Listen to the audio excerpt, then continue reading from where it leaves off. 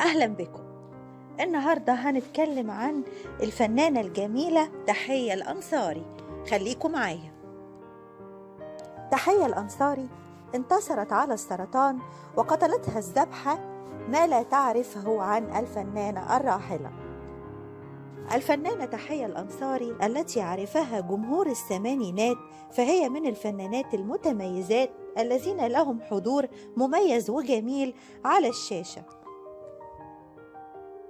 وكانت تشتهر بملامحها الأوروبية ولها أدوار شهيرة وتركت بصمات واضحة في الثمانينات. اشتركت في مسلسلها الشهير عائلة شلش، وكان له صدى كبير عند الجماهير فأحبها من خلال أعمالها، ولكن المرض حال بينها وبين عملها كفنانة لها جمهور. محطات مأساوية في حياة الفنانة تحية الأنصاري.